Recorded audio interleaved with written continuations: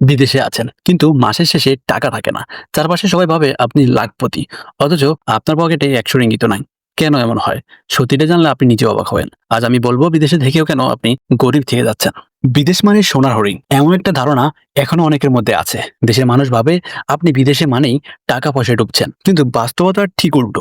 আপনি জানেন প্রবাস জীবনের কঠিনতা, খরচ, চাপ, একাকিত্ব সব মিলিয়ে শেষমেশ প্রশ্ন আসে, এত পরিশ্রম করেও মাস শেষে হাতে কিছু থাকছে না কেন? চলুন একে একে দেখি কি কারণে একজন প্রবাসী বিদেশে থেকেও গরিব থাকে। অপ্রয়োজনীয় খরচ আর লাইফস্টাইল প্রেশার। বিদেশে এসে অনেকেই একটা লাইফস্টাইলের লুপে পড়ে যান। আশেপাশে সবাই ভালো জামা পরে, ভালো ফোন ব্যবহার করে, রেস্টুরেন্টে খায়। আপনি যদি না করেন, নিজেকে ছোট মনে হয়। তখনই শুরু হয় প্রতিযোগিতা। একটা আইফোন, একটা গাড়ি, ব্র্যান্ডেড শু, এসব হয়তো আপনার প্রয়োজন না, কিন্তু দেখানোর জন্য কিনে ফেলেন। তার ফল, মাস শেষে বেতন শেষ, পাঠানোর রেমিটেন্স, নিজেদের জন্য কিছু থাকে না। দেশে পরিবার আছে, বাবা মা, ভাই বোন, তাদের দায়িত্ব একদম স্বাভাবিক। কিন্তু অনেক সময় দেখা যায় বাড়ির লোকেরা ভাবে আপনি তো বিদেশে, আপনি ধনী, তাদের চাহিদার শেষ নাই। ফোন বদলাতে হবে, ঘর বানাতে হবে, কেউ অসুস্থ, কেউ চাকরি করছে, সব আপনার উপর। আপনি হয়তো নাও বলতে পারেন না, কিন্তু এতে আপনার নিজের জন্য কিছুই থাকে না। একাধিক লোন ও দাঁড়, অনেক প্রবাসী বিদেশে যাওয়ার সময় লোন নিয়ে যায়। এরপর প্রতি মাসে সেই কিস্তি শোধ করতে হয়। পাশাপাশি দেখা যায় কেউ হয়তো দেশে বাড়ি বানাচ্ছে, আবারও লোন নিচ্ছে। এতে করে মাসের বড় একটা অংশ কিস্তিতে চলে যায়। এভাবে কিস্তির কিস্তি দিতে দিতে একসময় দেখা যায় আপনি শুধু টাকার জন্য কাজ করছেন, কিন্তু সেই টাকার মালিক আপনি নন। ভুল ইনভেস্টমেন্ট ও পরিকল্পনাহীন ভবিষ্যৎ। অনেকে আবেগে পড়ে বাড়ি বানান, জমি কিনেন বা অপরিকল্পিতভাবে দেশে ইনভেস্ট করেন।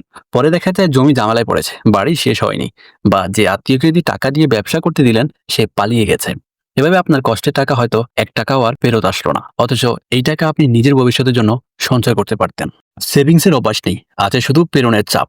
প্রতি মাসে ইনকাম সাথে সাথে খরচ, এমন এক চক্রে পড়ে যায় অনেকেই। একসময় বয়স বেড়ে যায়, শরীরের আর আগের মতো কাজ করে না।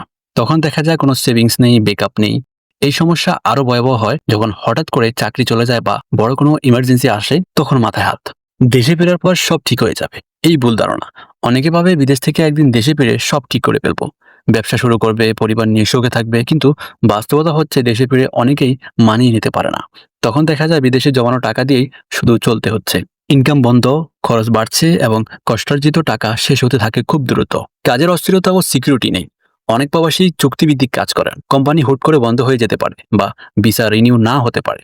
তখন নতুন করে সব শুরু করতে হয়। নতুন বাসা, ডিপোজিট, নথি, মেডিকেল, সবকিছুতেই খরচ। এই অস্থিরতাও অনেক সময় টাকা জমাতে বাধা দেয়। মানসিক চাপ ও একাকিত্ব থেকে ক্ষতিকর খরচের অভ্যাস।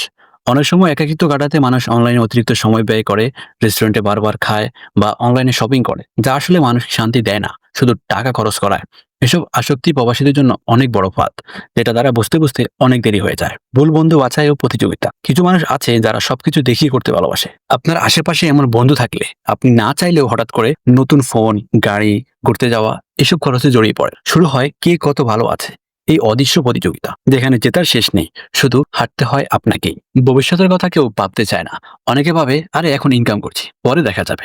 অথচ পরে যখন বয়স বেড়ে যায়, পরিবারের দায়িত্ব বাড়ে, তখন ইনকাম কমতে থাকে কিন্তু খরচ কমে না। তখন সবার কাছে হাত পাততে হয়।